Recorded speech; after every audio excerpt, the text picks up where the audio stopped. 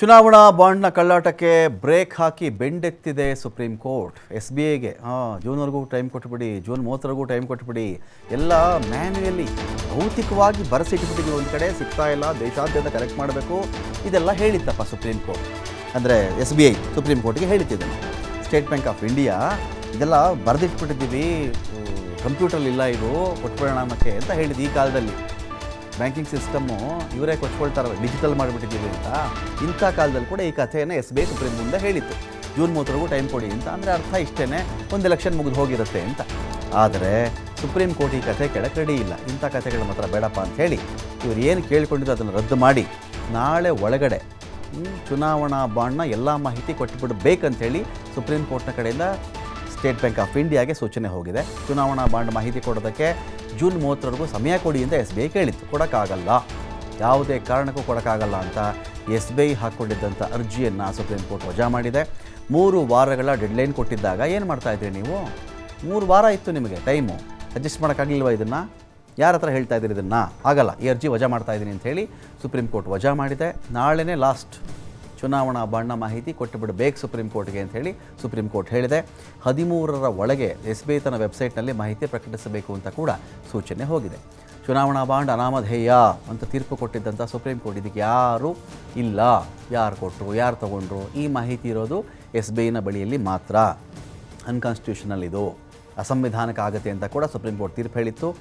ಅಸಂವಿಧಾನಿಕ ರಾಜಕೀಯ ನಿಧಿಯಲ್ಲಿ ಪಾರದರ್ಶಕತೆಯೇ ಇಲ್ಲ, ಟ್ರಾನ್ಸ್ಪರೆನ್ಸಿ ಈಸ್ ಲ್ಯಾಕಿಂಗ್, ಇದರಲ್ಲಿ ಟ್ರಾನ್ಸ್ಪರೆನ್ಸಿ ಇಲ್ಲ ಅಂತ ಕೂಡ ಸುಪ್ರೀಂ ಕೋರ್ಟ್ ಹೇಳಿತ್ತು. ಕಳೆದ 5 ವರ್ಷಗಳಲ್ಲಿ 6,000 ಕೋಟಿ ರೂಪಾಯಿ ಮೌಲ್ಯದ ಚುನಾವಣಾ ಬಾಂಡನ್ನು BJP ಪಡ್ಕೊಂಡಿತ್ತು, ಸಿಂಹಪಾಲು ಚುನಾವಣಾ ಬಾಂಡ್ಗಳಲ್ಲಿ ಅಂತ.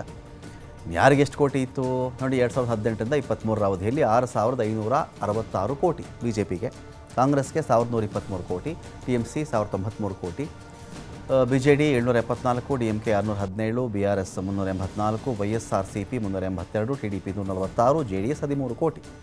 ಇಷ್ಟು ವಿಚಾರಕ್ಕೆ ಸಂಬಂಧಪಟ್ಟಂತೆ ಇದೀಗ ಚಾಟಿ ಬೀಸಿದೆ. ಈ ಥರದ ಕಥೆಗಳೆಲ್ಲ ಬೇಡ ನಮ್ಮ ಹತ್ರ, ನಾಳೆ ಒಳಗಡೆ ನಿಮ್ಮ ಲೆಕ್ಕವನ್ನು ಇಟ್ಬಿಡಿ, ಚುನಾವಣಾ ಬಾಂಡ್ಗಳ ಲೆಕ್ಕ ಅಂಥೇಳಿ ಸುಪ್ರೀಂ ಕೋರ್ಟ್ ಹೇಳಿದೆ state bank of India.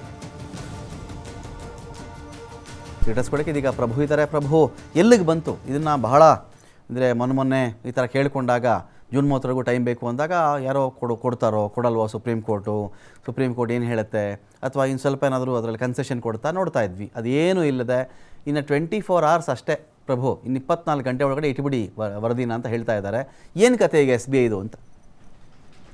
Ramakant, ನಿಜಕ್ಕೂ SBI ಯಾವಾಗ ಸುಪ್ರೀಂ ಕೋರ್ಟ್ಗೆ 3 ತಿಂಗಳ ಕಾಲ ಅವಕಾಶವನ್ನು ಕೊಡಿ ವಿಸ್ತರಣೆಯನ್ನು ಮಾಡಿ ಎಲ್ಲ ದೇಣಿಗೆ ಕೊಟ್ಟವರ ಮತ್ತು ದೇಣಿಗೆ ತೆಗೆದುಕೊಂಡ ಪಕ್ಷಗಳ ವಿವರವನ್ನು ಅಂಥೇಳಿ ಸಮಯಾವಕಾಶವನ್ನು ಕುರಿತು ಆಗಲೇ ಕೆಲವೊಂದಿಷ್ಟು ಅನುಮಾನಗಳು ವ್ಯಕ್ತವಾಗಿತ್ತು. ಯಾಕಂತ ಹೇಳಿದ್ರೆ ಒಬ್ಬರು ಸುಪ್ರೀಂ ಕೋರ್ಟ್ನ ನಿವೃತ್ತ ನ್ಯಾಯಾಧೀಶರು ಒಬ್ಬರು ಹೇಳಿದ್ರು, ಇದು ಕೇವಲ 1 ದಿನದ ಕೆಲಸ ಅಂತ. 24 ಗಂಟೆಯಲ್ಲಿ ಅದೆಲ್ಲವನ್ನು ಕೂಡ ಡಿಜಿಟಲೀಕರಣ ಮಾಡಿ ಸಂಪೂರ್ಣವಾಗಿ ಸಿಸ್ಟಮ್ಗೆ ಅಳವಡಿಕೆ ಮಾಡಿ ಅದನ್ನು ಸಂಪೂರ್ಣ ಮಾಹಿತಿನ ಬಿಡುಗಡೆ ಮಾಡಲಿಕ್ಕೆ ಕೇವಲ 1 ದಿನ ಟೈಮ್ ಆದರೆ ಸಾಕು ಅಂತ ಹೇಳಿದರು.